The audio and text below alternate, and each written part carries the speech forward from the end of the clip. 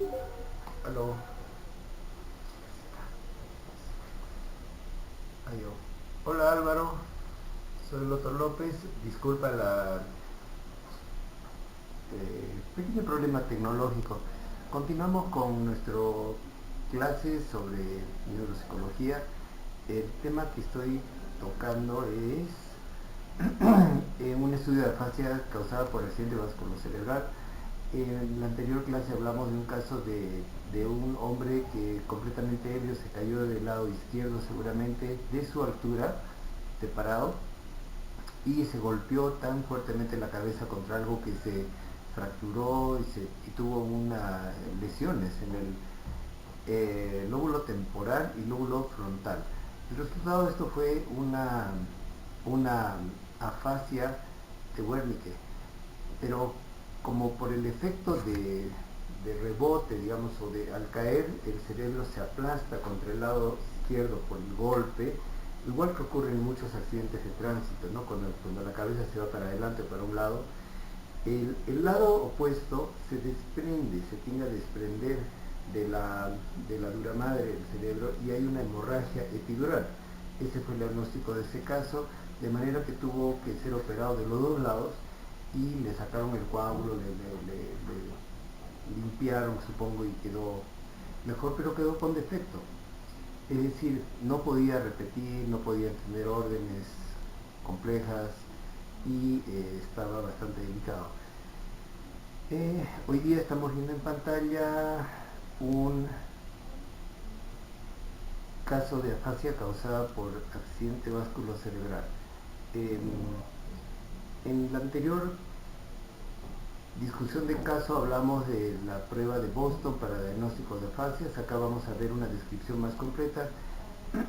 Aquí nos habla de que hay varios estudios normativos, traducciones hechas en España, en fin. Y la prueba de Boston permite obtener un perfil de lenguaje en diversas áreas. Esa es la cosa. El lenguaje se tiene que evaluar, se puede evaluar en diferentes aspectos. Primero, la severidad, características en una escala de 7 puntos. La comprensión, vamos primero, auditiva, discriminar palabras, identificar partes del cuerpo, órdenes, material ideativo complejo. Sigamos 3, expresión oral. O sea, la anterior era comprensión auditiva. Sigue la expresión, oral, en la cual se evalúa la agilidad oral, secuencias automatizadas, recitado, ritmo, repetición de palabras, frases, oraciones, lectura, respuestas de denominación por confrontación visual, es decir, de ver figuras, denominación de partes del cuerpo, nombrar animales, lectura de oraciones en voz alta, etc. Y la siguiente es comprensión del lenguaje escrito. La tercera era oral, ¿no? Ahora es el escrito. Primero se empieza siempre con letras y luego con palabras. Si ustedes han revisado el material que se les ha dejado en la plataforma, hay un test de Halsted. El test de Halsted tiene, creo que lo vamos a tratar de mirar rápidamente ahora, eh, una cartilla con imágenes donde hay una cruz, un triángulo, un cuadrado, si ya lo han visto, ojalá. Entonces se le pide a la persona que reconozca la figura y que luego la describa, luego la deletree, en fin. Y luego reconozca o haga nominación de figuras como un bebé o como una llave o un reloj. En, para la comprensión del lenguaje escrito, primero vamos por letras, luego ya va a formar palabras, lectura de oraciones y párrafos, etc. En la escritura se pide que copie, escriba y se ve la mecánica, el recuerdo de símbolos escritos, las letras, encontrar palabras escritas y formularlas. A continuación hablaremos de otra prueba para las afasias que es multilingüe, también desarrollada por Benton. Representa una batería relativamente fácil, corta, y una evaluación comprensiva del lenguaje. Hay versión en español por Rey y Benton. Y para normalizar, o sea, normatizar la prueba en español, Se escogió una muestra de 234 adultos que ven hasta las edades de 18 a 70, nivel educacional de más de 4 y más de 16, en fin, escolaridad, ¿no? Y la muestra normativa estuvo compuesta por cubanos y mexicanos puertorriqueños. Esto está en el libro de Ardila, Las Afasias. Acá van a ver que hay muchas subpruebas. Nombramiento visual, por ejemplo, de ver qué es la figura o qué representa la figura. Segundo, repetición de oraciones. Tercero, asociación controlada de palabras, una con otra, que sea sinónimo de repente o que algo asociado, ¿no? Prueba de fichas, que vamos a evaluar enseguida, y comprensión auditiva de palabras y frases. Tengo entendido que hay una traducción de fichas como token test.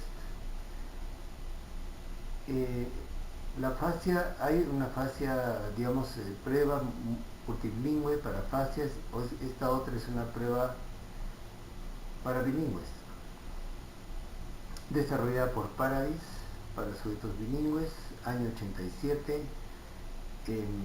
debe ser aplicada en las dos lenguas del sujeto. Entonces estamos situándonos en Bolivia cuando tenemos que ver si hay una deficiencia en una persona que es bilingüe, que es una gran posibilidad en nuestro medio, ¿no es cierto? Se debe analizar la habilidad para traducir de una a la otra. Esta prueba ya está disponible para estudio de decenas de parejas de lenguas, incluyendo la pareja español-inglés. Esta prueba de afasia bilingüe ve las 4 modalidades básicas de las funciones del lenguaje: escuchar, hablar, leer y escribir. Verá, miren la cantidad de ítems, 17, 18, 22, así. Las características, el lenguaje espontáneo, señalar, por ejemplo, órdenes simples, y acá se pone más y más complejo. Órdenes semicomplejas, les doy un ejemplo. Señale a la llave y tóquese la oreja derecha. Una orden compleja tendrá 3-4 etapas. También estará viendo si la persona es capaz de secuenciar, de recordar, de mantener en la memoria de trabajo 4 etapas que debe realizar una tras de otra y en el orden correcto. Entonces va evaluando tanto la audición, la organización y la capacidad de repetir, ¿no? Esta orden compleja. Tenemos la denominación auditivo-verbal, comprensión de la sintaxis, de las semánticas, sinónimos, antónimos, antónimos 2, juicios gramaticales, aceptabilidad, semántica, repetición, que, como ustedes saben, es una prueba fundamental para cualquier afasia. Cualquier problema de repetición, repetimos, o redundando, perdón, insistimos, va a señalar algún tipo de afasia, ¿no? Entonces, repetición viene en otro ítem de oraciones, de series, puede ser de números, fluidez verbal, denominación, construcción de oraciones, y así vean toda esta lista que incluye la lectura y incluye el dictado al final. Miren el número de ítems, 394 por 202. Y acá continúa con las últimas: dictado de oraciones, comprensión de palabras escritas, oraciones escritas, escritura, ya estamos evaluando la posibilidad de agrafia, y bueno, se hace un análisis posterior. En resumen, Ardila en su libro Las Afasias dice que es quizá la prueba mejor organizada y más comprensiva en el diagnóstico de afasias. Se puede utilizar para analizar la disociación en la afasia existente entre dos lenguas, porque puede haber en una, más no en la otra. También puede emplearse para el estudio de una lengua en particular. Entonces, es una prueba equivalente en decenas de lenguas diferentes. Lo que quiero que, y esto ya está o lo vamos a dejar en la plataforma, es que vean esta prueba, cómo está dividida en estas 4 funciones del lenguaje, con una enorme cantidad de al menos 35 formas de evaluar las funciones del lenguaje.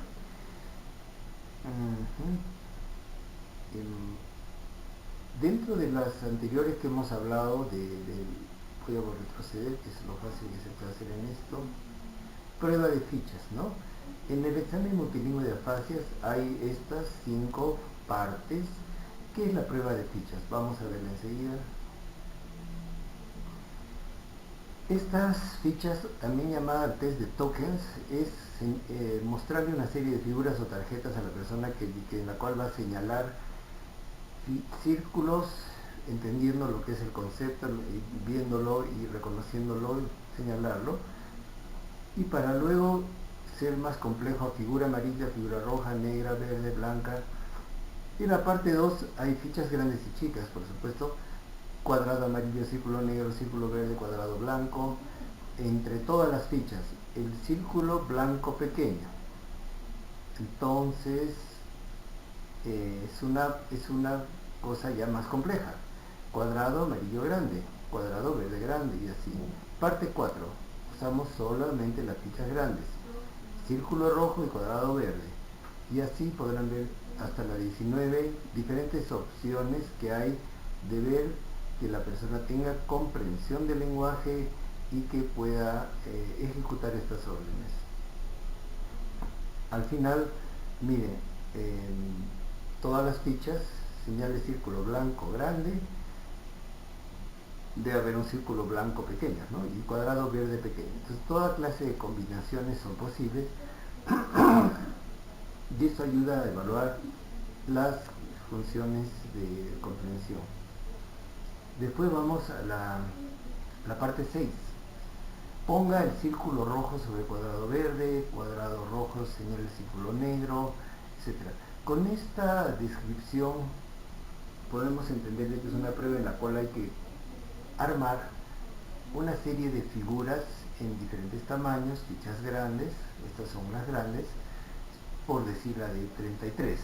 Todos los círculos excepto el verde, círculo rojo entre el amarillo y el cuadrado verde, o sea, ponga, ¿no? Coloque, sitúe.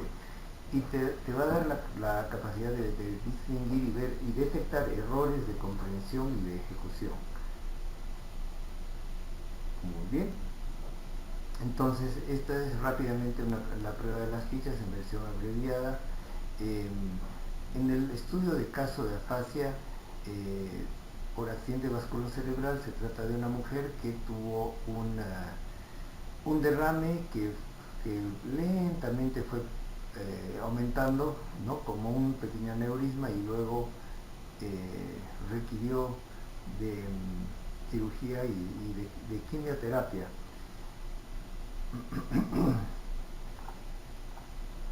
Vamos, y les aconsejo que en el material que les ha dejado hay el libro de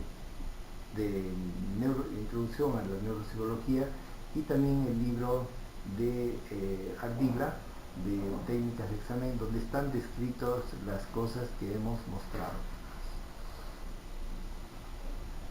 Enseguida quiero referirme a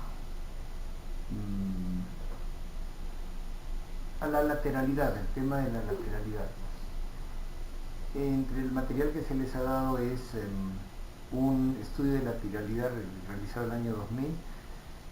Fue presentado a un concurso de trabajos de investigación y no nos fue tan mal ni bien tampoco, pero nos permitió organizar y sistematizar información como para un trabajo con la idea de mejorarlo después y publicarlo.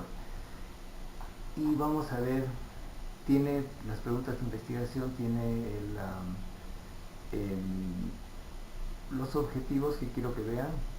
Conocer la distribución zurdos, diestros y ambidiestros.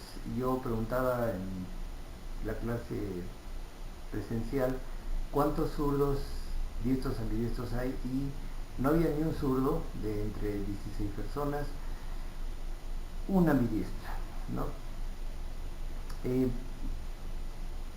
¿Qué es la surdera? Hay mucho material que repasar, está en el texto de introducción a neuropsicología que les di, pero es interesante ver ¿cuánta gente es zurda? ¿Y por qué es importante esto? Porque neuropsicología nos puede hacer variar los resultados y la forma de evaluación, y también porque, por ejemplo, para esto se aplica la prueba de WADA que hemos hablado en la clase anterior, en la cual se inyecta un anestésico en la carótida, arteria carótida, que le da sangre al cerebro del lado derecho o bien solamente del lado izquierdo.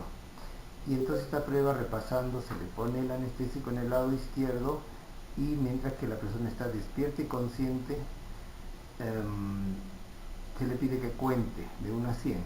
Y cuando está contando de 1 a 100, ya va por el 30, de repente se le pone la inyección. Y el cerebro o el lado que recibe la inyección se va a detener. Y si es una persona que es de lateralidad diestra, escribe con la mano derecha, hace todo con el lado derecho del cuerpo, sin embargo tiene el lenguaje situado en el hemisferio izquierdo. Entonces, al inyectarle al hemisferio izquierdo, va a estar contando a 30 y ¡pum!, silencio. Porque el área motora ha sido bloqueada. Pero resulta que estos tipos de pruebas muestran que incluso los diestros, hay algunos que escapan de esta regla y no tienen el lenguaje situado en el hemisferio izquierdo. Cuando hay que hacer una extirpación de un tumor o de un aneurisma, no sé, los neurocirujanos tienen una lista de necesidades que hacer para operar el cerebro, sacar un quiste, por ejemplo, se aconseja esta prueba para determinar la localización del lenguaje. Y esto nos lleva a saber cuánta gente tiene la lateralidad en uno o en el otro. Se sabe que hasta 75% de los zurdos que usan la mano izquierda para todo tienen su centro dominante en el lado izquierdo, igual que los diestros. Hay muchas investigaciones que tratan de aproximar cuánta gente finalmente es zurda o diestra o ambidiestra en una población. Esa fue uno de los objetivos de esta investigación. Vamos a ir a ver los objetivos, un poco la metodología y luego los resultados. Queríamos conocer la distribución, que también es conocida como prevalencia, en función de una prueba de lateralidad realizada a grupos de escolares, comprendidos de 12 a 15 años, de 9 colegios de La Paz y El Alto. Y también establecer una relación de la herencia familiar con la lateralidad. Para resumir de dónde salen estas ideas, es de que por el año 1983, en una revista del Hospital Psiquiátrico de La Habana, encontré un test de lateralidad del cubano Eduardo Cairo Valcárcel, que ya está fallecido. Cairo Valcárcel fue discípulo directamente, estando en Cuba, viajó a Rusia y fue discípulo de Luria. Entonces, llevó a Cuba muchas metodologías, ¿no?, de estudio neuropsicológico y muchas inquietudes. En la revista que les saludo había un artículo sobre la distribución o relación de la lateralidad con la esquizofrenia. El estudio de Cairo Valcárcel se hizo en pacientes con esquizofrenia y se comparó con pacientes con cualquier otra patología o incluso controles. Allá en esa época de los 80 se pensaba que la esquizofrenia podía ser el resultado de una organización defectuosa del cerebro, partiendo del principio de que muchos esquizofrénicos, a diferencia de los controles o sanos, oyen voces, y se pensaba de que la lateralización del lenguaje estaba equivocada en estos casos y que las voces venían del lado derecho o algo así. Entonces, Cairo Valcárcel hace este estudio y en conclusión recuerdo que no encuentra una relación de que haya más zurdos entre los esquizofrénicos comparado con otros. Luego, pero también Cairo Valcárcel quería ver si es que la lateralidad tenía algo que ver con la sordera o con la esquizofrenia también, y en el cuestionario que incluye en esa revista, en esa publicación, hay como 9 o 10 pruebas de lateralidad y unas 8 o 10 preguntas sobre la familia. Obviamente al comienzo todas las demográficas, ¿no? Edad, sexo, en fin, ocupación, años de estudio y cosas así. En lo que era la familia, la pregunta directamente era si la persona, bueno, su padre era diestro, zurdo, ambidiestro, madre, diestro, zurdo, ambidiestro. Si tiene hermanos, lo mismo, hermanas.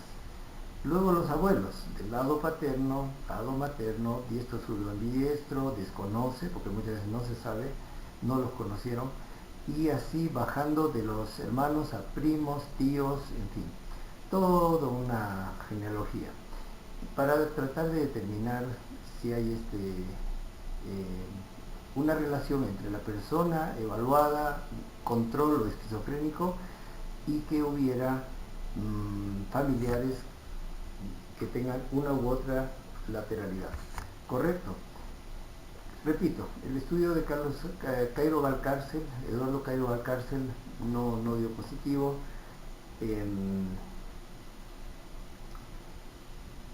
Pero me dio el instrumento, entonces lo aplicamos en estos 9 colegios.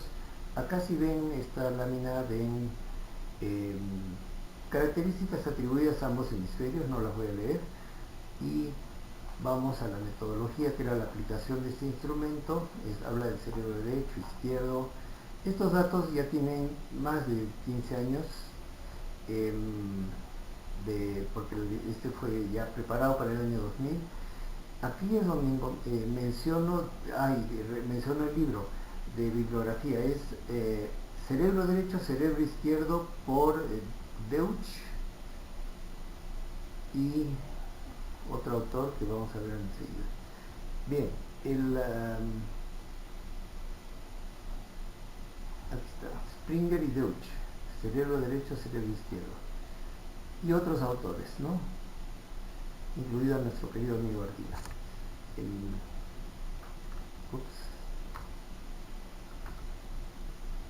Quiero subir, ahí está. El instrumento era entonces un instrumento que tomen nota, se usa para ver la lateralidad, y esta se evalúa en este test de Cairo Valcárcel en habilidades de uso de la mano, del pie y del ojo. Acá habla de los conceptos de dominancia, del desarrollo de la simetría. Varios estudios muestran que con la pubertad ya se termina de definir la lateralidad, y hay una serie de datos experimentales o de literatura, y acá he puesto en negrita que la lateralización completa, o sea, del lenguaje a un solo lado, pues, se concluye hacia los 5 años. Hay pruebas, si ustedes buscan en internet extraños casos, por ejemplo, de la neurocirugía, hay uno de una niña que a eso de los 6-7 años se le extirpa medio cerebro, y que sorprendentemente en muy poco tiempo las funciones del lenguaje se recuperaron, de memoria se recuperaron, y sin embargo las motoras quedaron un poco afectadas, ¿no? Pero podía caminar y todo lo demás. Entonces es sorprendente cómo el cerebro es plástico, pero hay ciertas edades que algunos científicos llaman ventanas del desarrollo o ventanas de oportunidad. Quizá los que han llevado neuropsicología conmigo recordarán que hay un ejemplo muy importante, que es el de la ceguera congénita, ¿no? Cataratas congénitas. Y es así, un bebé al nacer tiene que ser examinado por el pediatra todo el cuerpo y los ojos. A veces en el desarrollo del primer mes, segundo mes, ya se ve que hay una catarata, que puede ser la opacificación del cristalino, igual que en un anciano, que ocurre muy frecuentemente. Acuérdense de la operación Milagro. Eh, ocurre en bebés en casos extraños, etiología desconocida. Yo no sé si hoy en día el virus Zika tenga que ver, pero hay bebés que nacen con la catarata o se les desarrolla muy pronto. Tiene que ser detectado y operado antes, cuanto antes mejor. O sea, se retira ese cristalino opacificado, ¿no? Que no permite el ingreso de la luz. Antes de los 2 años se recomienda. ¿Por qué? Porque es una ventana del desarrollo, es una ventana de oportunidad del neurodesarrollo, porque la luz, al estimular la retina, va a fomentar la diferenciación de las capas de la retina y la actividad, ¿no?, de neuroquímica, en fin, el depósito de pigmentos especiales en los ojos, en la retina, y eso a su vez forman los axones de las neuronas de la retina que van por el nervio óptico al tálamo en un cuerpo geniculado, y del tálamo forman unas radiaciones o centellas ópticas que van a la corteza occipital. Si es que se opera después de los 2 años, no se recupera la vista. Y si es que se opera antes, sí, se le pone lentes al bebé, ¿no? En fin, o lente intraocular, si se pueden después, pero sí se recupera la formación, la etapa de neurodesarrollo, de formación de toda la vía visual, desde la retina hasta la corteza occipital. En ese sentido, por ejemplo, quiero resaltar este tema, de que la lateralización del lenguaje ocurre hasta los 5 años de edad, ¿no? Quiero que revisen este marco teórico, que si bien antiguito, tiene cosas para su momento muy buenas, y que quiero también señalar el otro concepto. Ustedes han visto a niños que usan un parche en un ojo o un lente oscuro. Esto se debe a lo que se llama el síndrome del ojo flojo. No se sabe por qué ocurre, yo no estoy al día en eso seguramente, pero un ojo asume el control visual y la información que manda la retina más que el otro. Esto ocurre en niños, debe ser detectado también en la infancia, antes de los 10 años, incluso supongo que menos, 8 años, así, porque el ojo que no está asumiendo su desarrollo y su actividad se llama el ojo flojo y no forma las vías visuales, no consolida las vías visuales. Por lo tanto, el tratamiento es muy simple. Se le pone un parche al ojo bueno, al que sí se ha hiperdesarrollado a expensas del flojo. Y entonces, en el lapso de unos meses, primero va a estar más ciego que un topo, pero en unos meses el ojo ese se va a activar la vía visual, y es un periodo de transición, de desarrollo también muy importante, que se pierde si es que no se actúa a tiempo. En este sentido, quiero hablar de las asimetrías anatómicas. A ver, ¿cuáles son las diferencias? Aquí está. Más rápida en un lado que en el otro, se desarrolla el lado derecho. 2 semanas de diferencia, vean ustedes. Las regiones lingüísticas del izquierdo se desarrollan más lentamente, pero finalmente, ¿qué pasa con el lado izquierdo? Alcanza un mayor tamaño y complejidad. Aquí me detengo para hablar de un tema que vamos a tocar enseguida, que es la dislexia.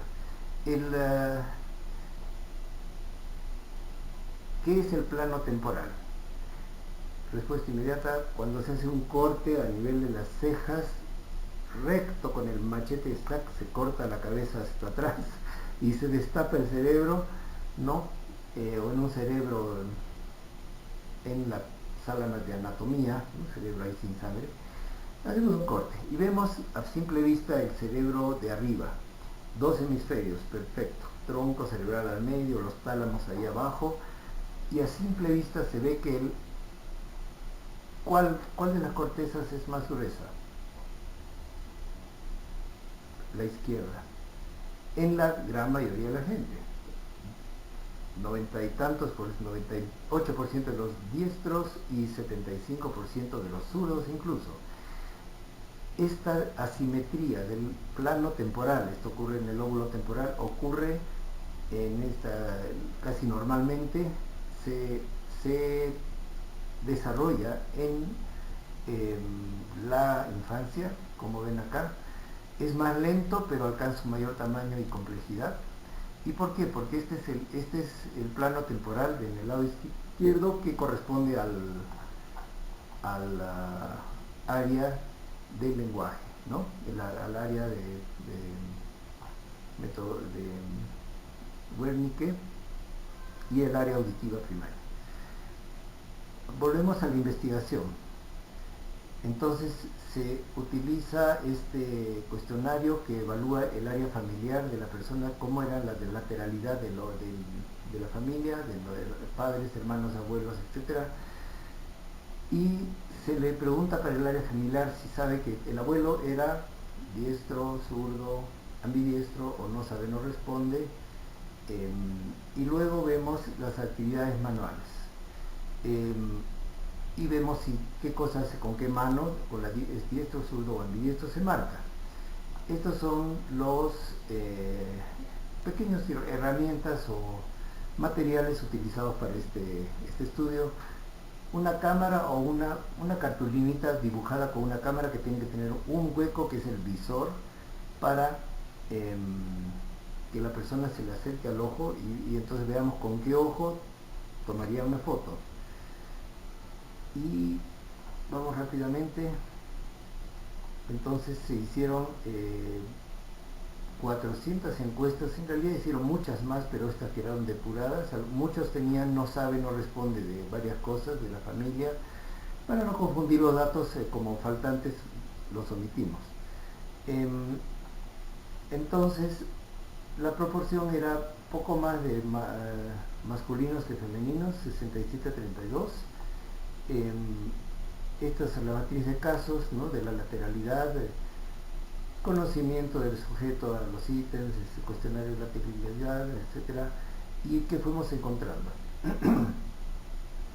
Estas son las preguntas del test de Cairo Valcárcel. ¿Con qué mano escribes? ¿Con qué mano lanzas la pelota?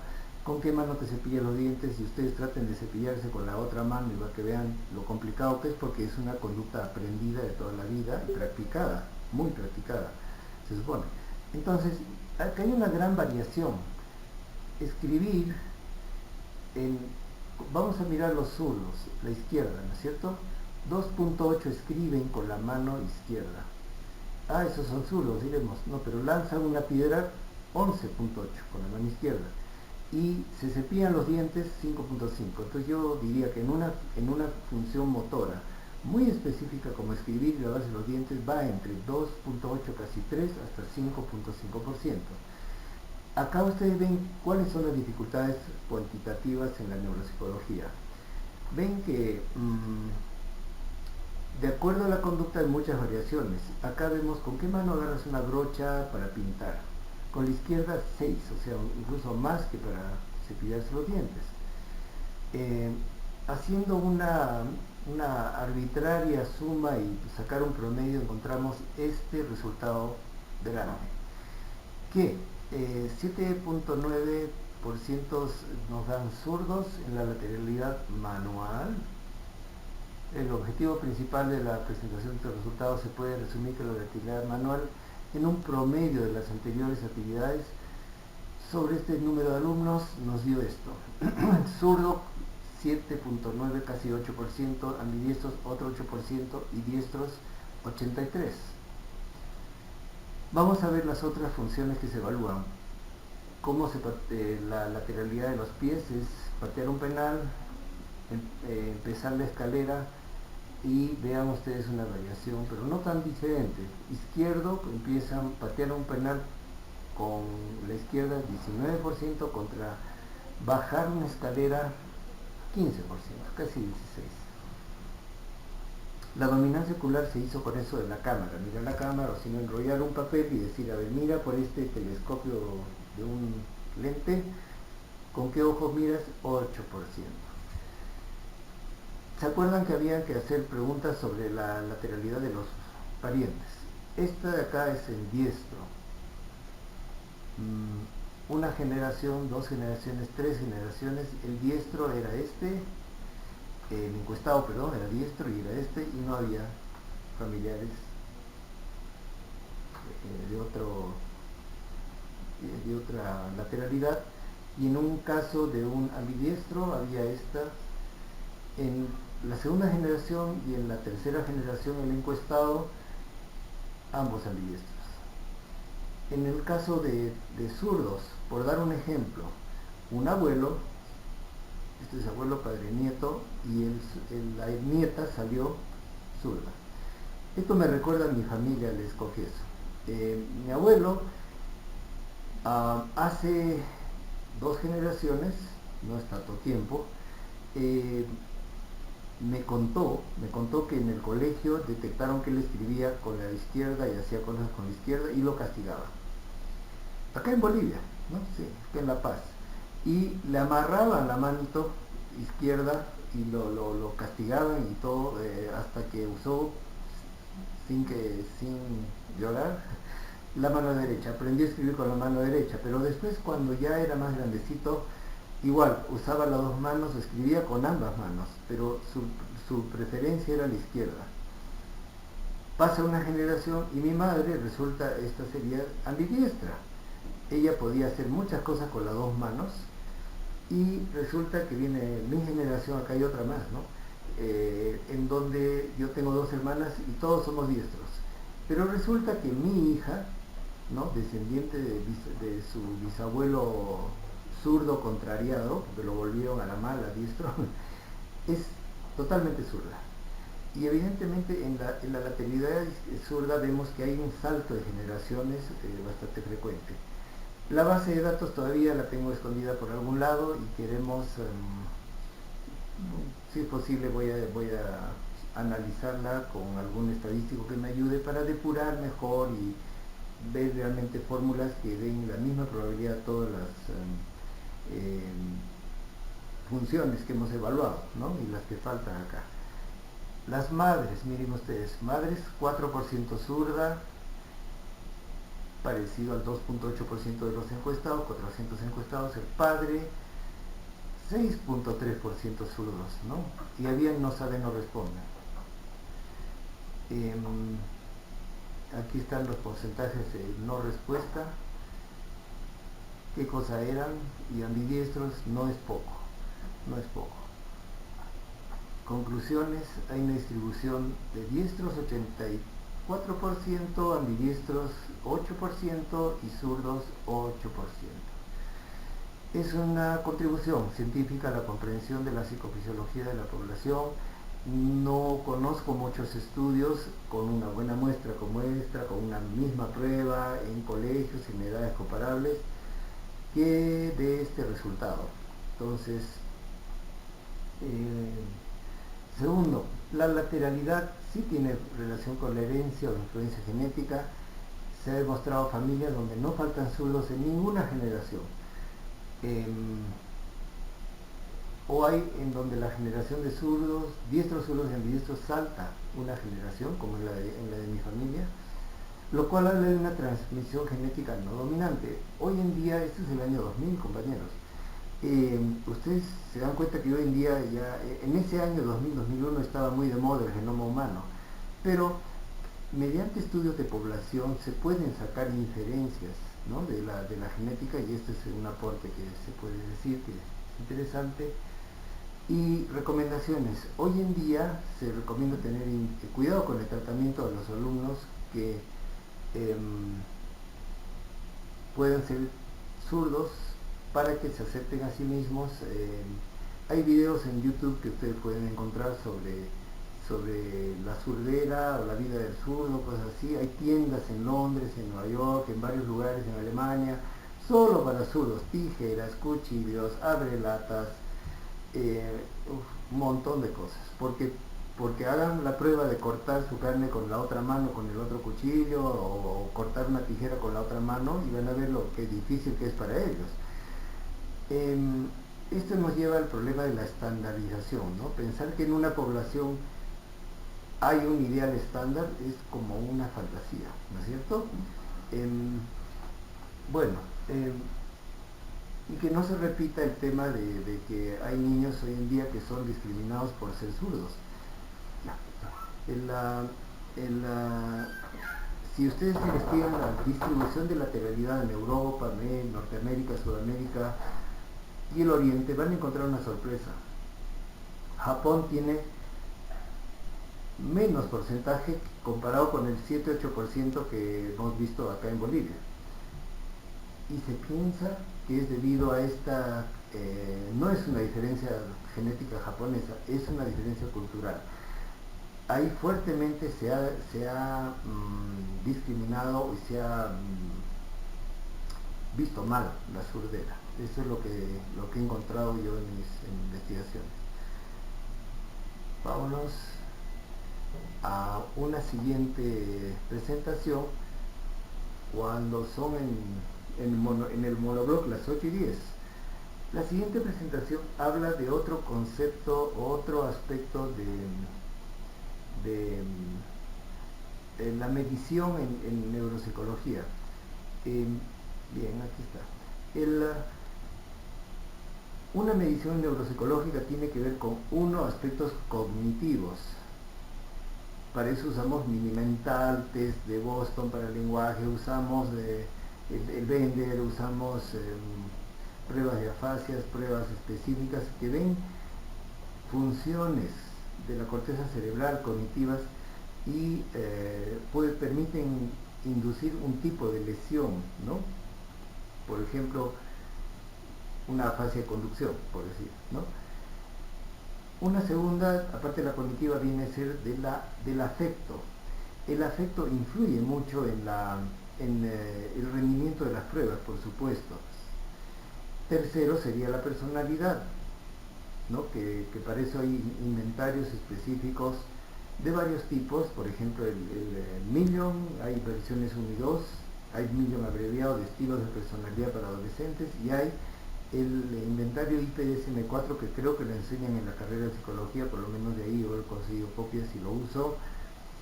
Y si no, contáctense con el compañero que está llevando este mismo diplomado que ustedes, el compañero licenciado Ronald Mita, el de los Psychosystems. Bueno, él les va a dar la prueba del IPDSM-4 o del test del ISEC informático. Uno hace llenar al paciente sus respuestas, verdadero o falso, y luego el sistema lo califica. Voy a entrar a hablar del diagnóstico de la depresión. Este estudio lo presenté en Sucre en un congreso, diagnóstico de la depresión, correlación de dos pruebas diagnósticas. Hubiera querido cortarla porque el escenario virtual no nos da mucho tiempo, pero vamos al grano. Esta es unos aspectos del psiquiátrico donde trabajo. La metodología de este estudio es un corte transversal también en medición única, población general, utilizando dos pruebas simultáneas. ¿A quienes evaluamos? Los mismos estudiantes de psicología de la carrera o a sus familiares y parientes cercanos. Sigo con mi tema de la genética, ¿no? Entonces, el objetivo era de autoconocimiento, conocer la fisiología de la depresión, porque los instrumentos están basados en fisiología y psicopatología. Y en total de alumnos, como cada quien tenía que ser como 10 pruebitas, o en ellos y sus familiares cercanos, encontramos un total de 417 sujetos. ¿Cuáles instrumentos utilizamos? Ustedes deben conocer el test de Hamilton. Hay varias versiones del test de Hamilton. Este se llama HAM-D6, de 6 dimensiones o 6 factores. Es un test autoaplicado que tiene una escala categórica. ¿Por qué categórica? Porque tiene la categoría, por ejemplo, me siento triste. Entonces yo respondo nunca o casi nunca, de ahí a veces, frecuentemente, y al último a la derecha, casi siempre. Más es una X y obviamente casi siempre tiene 4 puntos en contra. Se van sumando los puntos y se suma el total de las 20-21 preguntas aquí y se saca un diagnóstico. El test QD2 de Pichot no creo que sea muy conocido. Tuve la oportunidad de conseguirlo justo el año que se publicó. 2 años después el profesor Pichot pasó por la ciudad de Lima y yo estaba allá todavía, entonces le di la mano y él era presidente de la Asociación Psiquiátrica Mundial, estaba de gira por Latinoamérica. Él, a pesar de ser famoso por sus libros, como por ejemplo los test mentales y algunas historias de la psiquiatría y cosas así, les comento, él fue psiquiatra, psicólogo, médico, por supuesto para ser psiquiatra, y psicoanalista. Y como psicólogo fue un gran psicometrista con muchas habilidades estadísticas. Entonces él desarrolló en la psicometría este cuestionario QD2, que quiere decir Questionnaire for Depression 2, cuestionario para depresión 2. Bueno, esto ustedes lo leerán, y este es el cuestionario básicamente que lo podemos subir a la plataforma, y tiene 4 factores porque Pichot los definió así mediante análisis factorial o dimensiones, ¿no? Factores o dimensiones. El factor 1 se llama pérdida del impulso. El factor 2, disminución de facultades cognitivas. Factor 3, ansiedad. Y el factor 4, tristeza y pesimismo. Aquí está el número de ítems de este factor, son 16, y así se aplica donde Juan Pérez le das la hoja y le dices, por favor, márcame verdadero o falso según cómo te sientas últimamente 2 semanas. Esta persona, miren qué deprimida, ¿no? Sobre 16 tiene 4 menos. ¿Cuántas sacó? 12 sobre 16. Y tiene sensación de estar harto de todo de la vida. Mejor yo estaría muerto. Actualmente triste, este fue la número 1, ¿no? Es criterio diagnóstico de la DSM-4, DSM-3, DSM-5, todas. Tristeza y falta de placer, anedonia, falta de gusto y de placer por cualquier cosa. Acá me parece otra, la vida me parece vacía, y miren esta por acá, me gustaría poner fin a mi vida. En este cuestionario uno encuentra varias cosas que cuando las chequea después le dice, no solo trata de ser cuantitativos, ¿no? En neuropsicología y en clínica, sino también de cualitativos, ¿no? Y decirle al paciente, ¿cómo es esto de que no hay esperanza para el futuro? Habla el paciente. ¿Cómo es esto de que te gustaría poner fin a tu vida? ¿Y qué quiere decir eso? ¿Que lo estás pensando? ¿Qué? ¿Tienes planes? ¿Cómo te has comprado electricidad? Ajá, ¿y para cuándo? No, esta noche. Caramba. Entonces ayuda a que inmediatamente uno detecte algo que a veces el paciente no te va a venir a decir. Vamos más atrás entonces, repasando los 4 factores. En esta sacó bastantes puntos en contra, porque son verdaderos. Por ejemplo, cosas me preocupan en general, temor, el trabajo es difícil. ¿Por qué? Porque no hay energía, ¿no? Esta. Sin embargo, esta la marcó falsa, este caso real, ¿no? No me agrada como antes las cosas. Este es criterio diagnóstico DSM-4, DSM-3, DSM-5.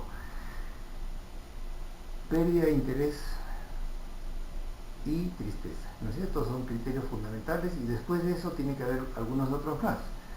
Por ejemplo, ansiedad, insomnio, pérdida de peso, apetito, etc. Esta nos interesa en neuropsicología, porque en este test del doctor Pichot ha hecho un cuestionario bastante moderno, estoy hablando del año 87, como 10-15 años más moderno que Hamilton, 25 años más moderno que Zoom. Después, y en contemporáneos a este, no hay muchos, hay Montgomery, hay unos cuantos, ¿no? De diferentes universidades y grupos, pero este yo lo considero sumamente interesante porque reúne en un solo test el tema cognitivo. El anterior era de la vitalidad, porque muchas veces pensamos, la depresión es pena y tristeza, y a veces las ideas vienen porque no, las ideas vienen porque depresivas, ¿no? Ideas de suicidio, porque la persona ya no siente energía para nada y dice, no puedo vivir así, ya no me cuido mi apariencia, por ejemplo, ¿no? Todo es difícil de hacer, tengo que estar indeciso, en fin. Miren, esto es psicopatología de la depresión. En estas solo hay 6. ¿Qué cosas pregunta? La mente no está clara y la memoria no está tan buena, ¿no? Muy importante, tengo que revisar, estoy indeciso, me siento culpable. Uno dirá, qué raro que esto esté metido en facultades cognitivas, podría estar en el ánimo, el tema de la tristeza y el ánimo. No sé, Pichot lo ha hecho así. Entonces, ¿cómo se califica esto? Así. Hay una forma que es la escala analógica. Si ustedes ven la suma de 16 más 11 más 6 más 19, nos da 52. Esto se divide en 3 tercios. 0 a 17 normal a leve, 17 a 35 moderada y 35 a 52 severa. Este casito se sacó 10 puntos, entonces es un grado normal, ¿no? De ausente a hasta 17 leve, punto. Este otro caso se sacó 31, como el que estábamos viendo en todas las respuestas, ¿no? Y acá está su 31. Está en el grado casi 35, que es de severo, de moderado a severo, ¿no? Leve, moderado, severo.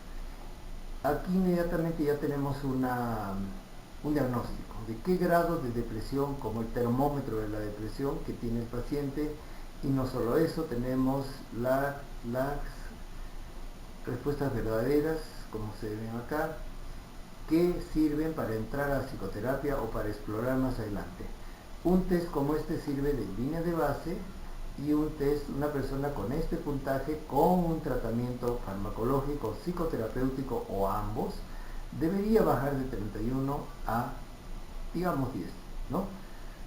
Si ustedes quieren, aplíquenselo y vean cuánto les sale su total. Pero este es un avance que hemos hecho desde la cátedra, que es crear una figura en donde parte de 0 el medio, y cada dimensión de los 4 ángulos tiene un puntaje. 0 a 6 en la dimensión 2, 0 a 19 la dimensión 1, esta tiene 11 y esta tiene la dimensión 3 de la ansiedad, y esta es de la 4 de la tristeza y pesimismo, tiene 16. Un caso con 10 puntitos se vería así. Aquí están los 10 puntos, un par por acá, 4 por acá, 2 por acá, y listo, ya son 6, ¿no? Vamos a mirar cómo se vería. Esta es una chica, la anterior, ¿no? Perdón. Aquí está. De 18 añitos, que se llama Cristina. Perfecto. Este es otro caso de 20 años de Daniela, Melanie Daniela, estudiante de la carrera, y salió con 31 puntos, ¿no? Aquí está. Diagnóstico, está pasando por un grado de depresión moderada, media, y así se ve. ¿Cuál predominio hay en su depresión? Hay ansiedad, ¿no? 9 sobre 11, y hay también bastante pesimismo, tristeza, no tanta pérdida de energía, está menos de la mitad, y unas 4 de 6 en las funciones cognitivas. Me confundo, me olvido, no está mi mente clara, no sé qué quiero. Esto no nos va a hablar de la causa, ustedes averiguarán qué le está pasando últimamente para que se ponga así, ¿no? Pero sí nos dice, este test nos da una línea de base, es una forma de evaluar la sintomatología afectiva, no solamente depresiva, tristeza, sino ansiedad cognitiva y energía vital. En la población de los 417 estudiantes y familiares, esta es la media que está aquí, y está en 4.5 sobre 16 posibles respuestas en la tristeza, en la dimensión de tristeza, que sería la 4. Miren cómo se distribuye a este lado. Felizmente gente sana, ¿no? Y su familia. Un grado leve, ¿no? Que va hasta, digamos, un 10, un 9, digamos, va por acá, ¿no? Y de acá para abajo cada vez son menos lo que tiene alto puntaje. Muy, todas 100% es unos cuantos, ¿no? Algo parecido a la pérdida de energía, gente joven y sus familias, ¿no? La media está en 6.7 sobre 19. 6 sobre 19. La mayoría está al lado izquierdo de la curva, que son bajo puntaje, y una relativa más o menos distribución de que está al lado derecho, un tanto que sacó 15. La desviación estándar, también hay que mirarla acá, es de 6 más 4, o sea, aquí 6 más menos 4. Esto sería un primer, una score Z, ¿no? 2 scores, 3 scores. Este está muy afuera, ¿no? Realmente severos. En lo que es la ansiedad, la media corresponde a 4 sobre 11 preguntitas y la desviación 2, más menos 2. Y igualmente vemos la mitad, a este lado está más al lado normal. La ansiedad es muy ubicua, ¿no? Y mire qué bonita la curva, sigue una reducción gradual, ¿no? A diferencia de esta, que tiene saltos.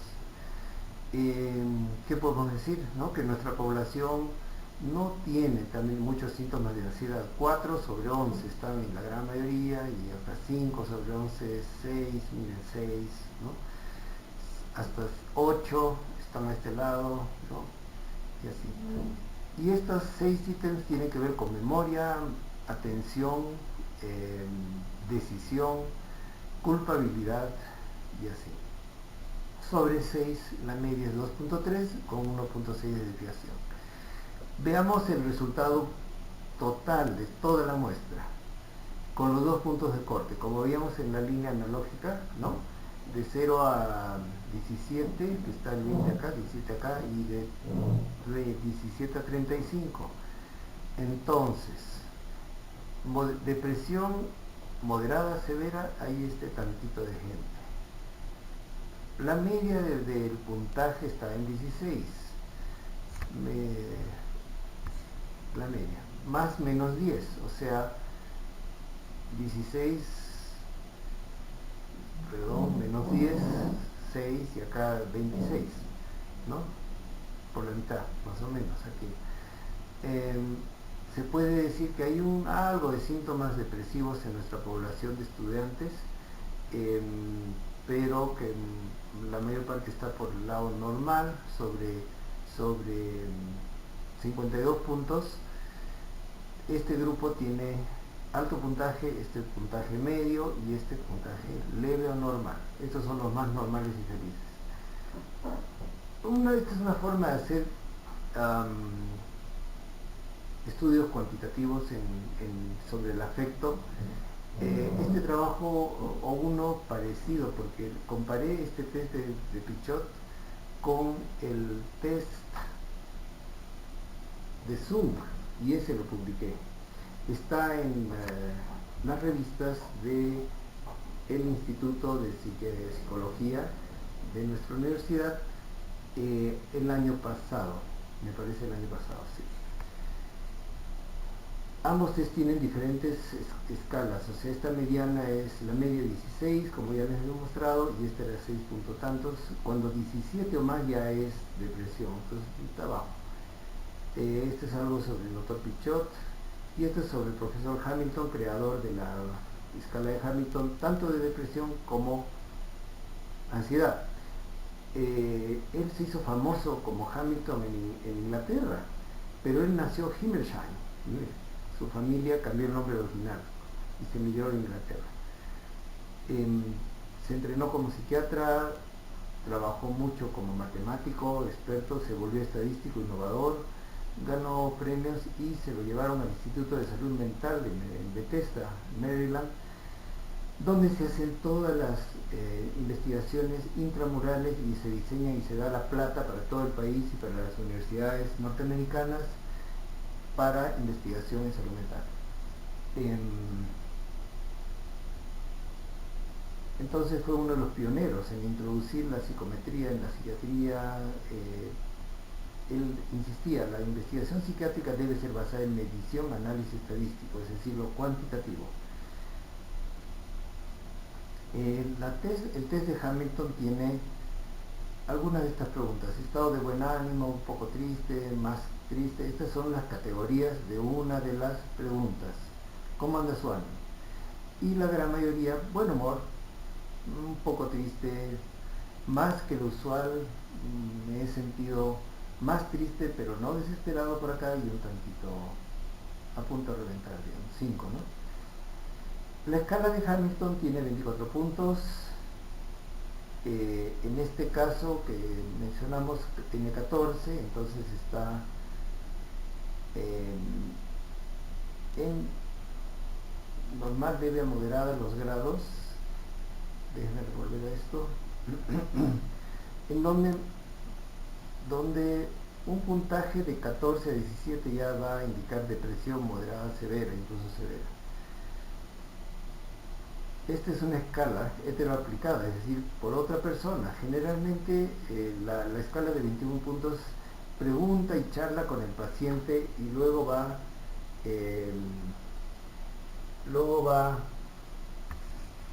anotando en la escala cuál es el puntaje que más corresponde a lo que es la entrevista, punto por punto. La versión original era de 21 ítems, se ha hecho una versión de 17, recomendada por el Instituto de Salud Mental, ya fue traducida, validada, etcétera, etcétera, y tiene comprobación, ¿no?, de validez, discriminante, fiabilidad, sensibilidad al cambio, tanto en pacientes hospitalizados como ambulatorios.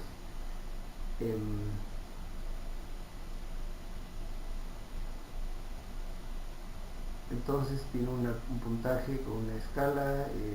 Acá ahí están los grados: depresión muy severa. Luego han hecho, allá por el año 88, guías estructuradas para entrevista para esta escala de Hamilton, pero en vista de que si cada quien toma e interpreta a su manera, no van a tener resultados comparables. Todo estudio o escala de depresión sirve para tener línea de base en un caso y saber luego interpretar que esto en qué forma se relaciona con su función mental. No sé si conocen de un diagnóstico que se llama la pseudodemencia, o sea, no es real, demencia depresiva. Bien, este es un diagnóstico que no es raro. Por ejemplo, hoy día he visto una persona internada de 61 años que tiene mala orientación, mala concentración, no te puede decir bien los meses del año al revés. Suma seriadas, resta seriadas, no puede. En general muy callada, poco expresiva, hay que sacarle la información. Su rostro se ve bastante aplanado, o sea, no tiene mucha expresión. Y tiene un año de evolución. Además ha estado tomando demasiados tranquilizantes para dormir, así como otros cócteles, digamos, ¿no?, de combinaciones de medicamentos hasta antipsicóticos, tranquilizantes y antidepresivos juntos. El resultado es de que pareciera que está funcionando a un nivel cognitivo muy lento. Este caso, por ejemplo, que ingresa recién hoy, ¿no?, al Hospital Psiquiátrico San Juan de Dios, merece una evaluación con pruebas diagnósticas como estas para determinar cuánto tiene de depresión, pero además hay que ver un test de funciones cognitivas, por ejemplo el Mini-Mental o otro test como de Alzheimer o test de demencia. Y vamos a ver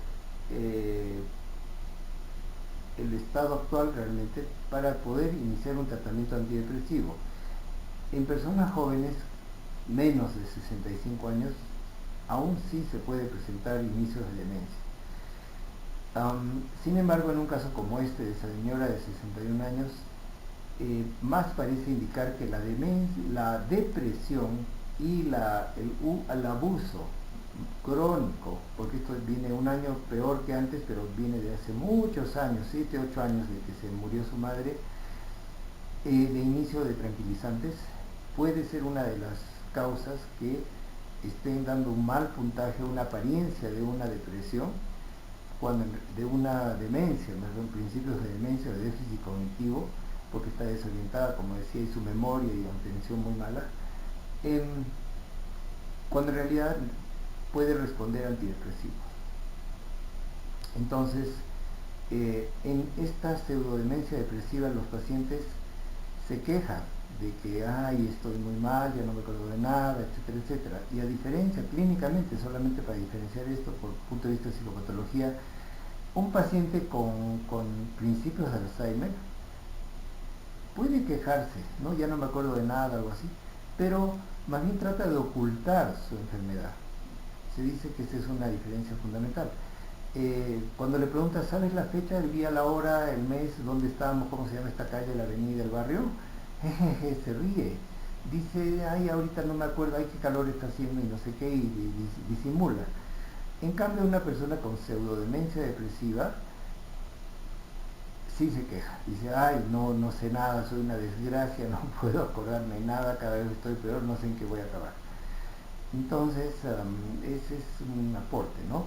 Y por eso es importante en la evaluación de déficit cognitivo utilizar instrumentos válidos, sencillos, mejor autoaplicados, pero también puede ser como el Hamilton heteroaplicado, como escala, para ver cuál es su grado de depresión. Al ver ya una de las preguntas de este test es cómo se correlacionan ambas pruebas en una misma población. Hemos usado un test de depresión y otro test de depresión y nos da 0,48. No es muy alto, no es muy bajo, es levemente significativo y bueno, como es una población así arbitraria, no,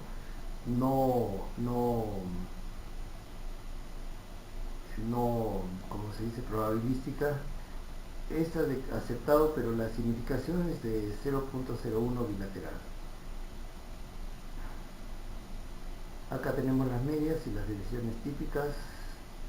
Acá tenemos regresiones logísticas que muestran cómo se asocian las respuestas y que en el caso de la variable de falta de energía y en el del QD2 y la del Hamilton D6, estoy con desgano, desinterés y cansancio, van siguiendo una misma línea y cuanto más alto, más cerca.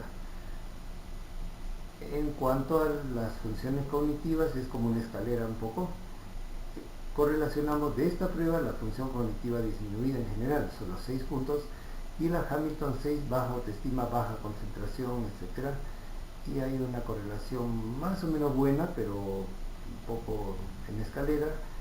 En cuanto a la tristeza y pesimismo, cuanto más alto, ambos test están realmente cerca, como pueden ver, no casi llegando al 1, que serían lo mismo. Y cuando es bajo también. Esto es bastante interesante en una regresión. En cambio, la ansiedad sí nos sale en escalera netamente, que hay como diferentes etapas o niveles, no tan significativo. Quizá aquí es donde se pierde un poco la significancia del test total.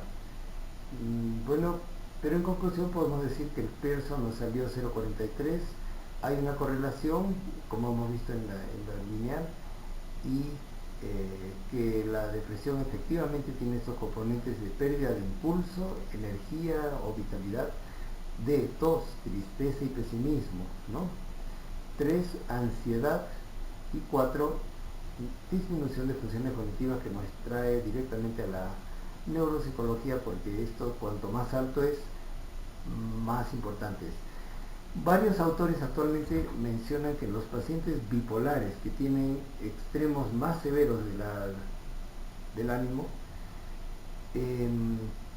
necesitan ser evaluados de las funciones cognitivas al comienzo, al diagnóstico, durante el tratamiento y al seguimiento. En mi experiencia,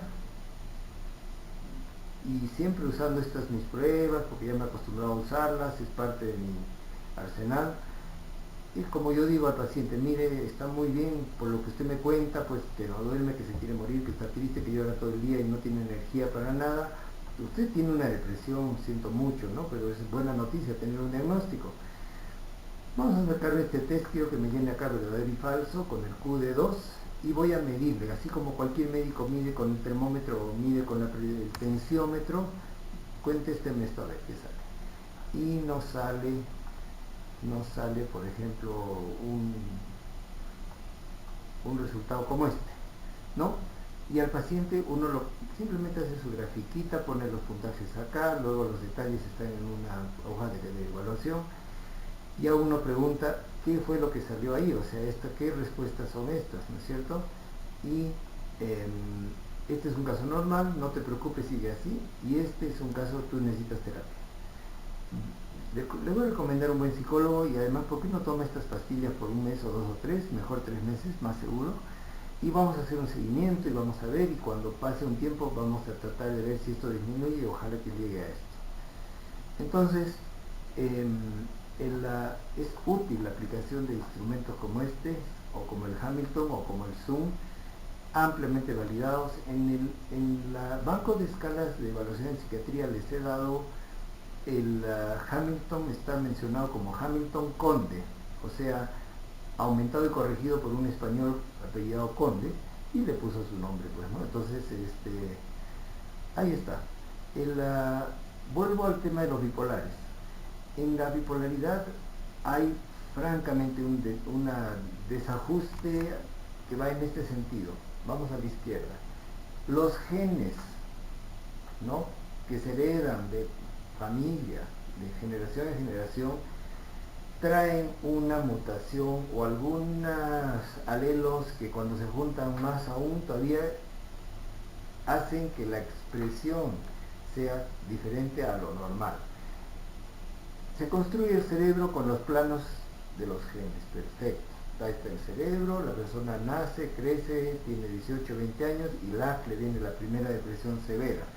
O al revés, se psicotiza, ¿no?, y con una manía delirante, ¿no?, y se cree pues un poco más enviado de Dios y de los extraterrestres juntos.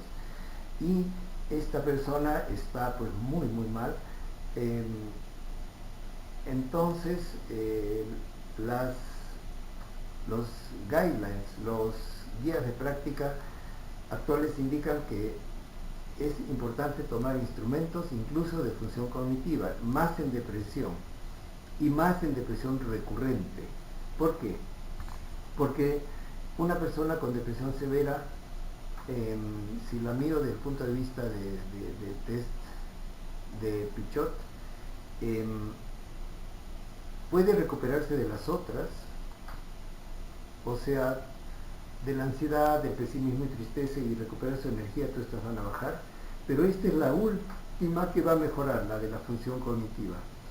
Y hoy en día, si ustedes buscan en una página en internet que es en inglés, Rethinking Depression, ¿no? Rethinking, repensando depresión. Yo lo he encontrado, he mirado muchas cosas y hablan de baterías específicas para diagnóstico de funciones cognitivas en personas deprimidas.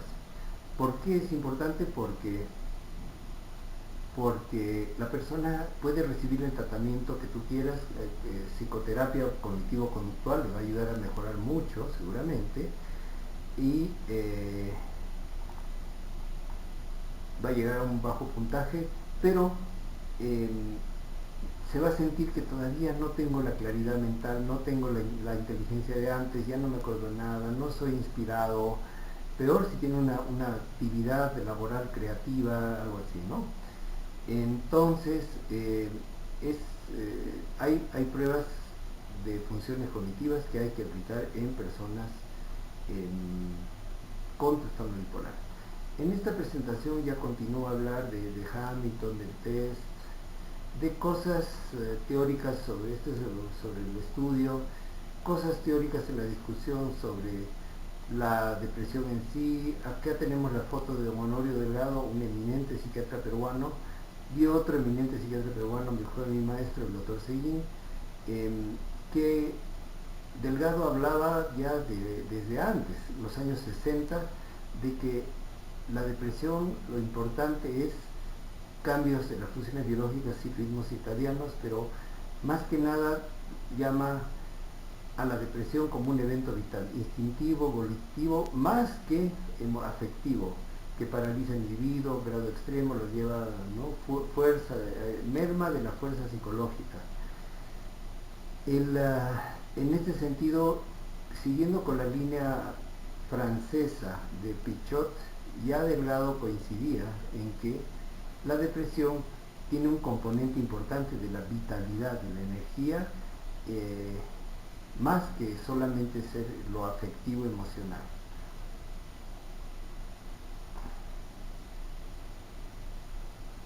Esto lo pueden ver ustedes como compromiso instintivo, volitivo de las vivencias, secundariamente un trastorno afectivo, cognitivo y físico. Entonces, acá tenemos el cerebro de la persona depresiva. Acuérdense de la amígdala y del hipocampo, que son partes del sistema límbico. Este es nuestro cerebro emocional, es decir, lo primero que reverbera cuando hay un peligro, entra por los ojos directamente y manda una reacción a través del hipotálamo al cuerpo. Entonces yo veo un peligro, microbús que me va a atropellar, y este señala a todo el cerebro alerta, al cuerpo alarma para que se prepare a correr, y así. Este circuito está hiperactivo en la depresión, y sin embargo la corteza prefrontal está hipoactiva. Hay pruebas de que, como les decía, la función cognitiva en los bipolares varía mucho, del estado eufórico al normal al depresivo, con una hipofunción en el depresivo. Este es, como pueden ver, en un drogadicto, similar a un depresivo. Este es una persona normal, saludable, una persona depresiva con menor función o captación de glucosa radioactiva. Esta nos sirve para entender el neurodesarrollo, ¿no? Y con esto sería todo, hablándoles de la medición de la depresión como parte de una batería de evaluación neuropsicológica que nos permita incluso detectar en resumen una pseudodemencia, nos permita detectar el deterioro cognitivo que ocurre en el trastorno bipolar, y ayudar al paciente a saber lo que tiene, las componentes de su problema, ¿no? Y que tenga una línea de base que luego se le va a dar la esperanza de que va a mejorar con un tratamiento, o que más aún ayuda a reforzar la necesidad de tratamiento.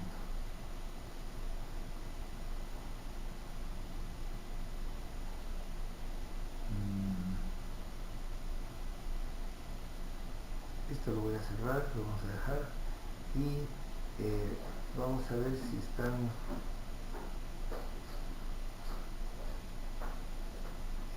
desean hacer un comentario o hacer pedir una aclaración. Todo queda grabado, revísenlo con calma.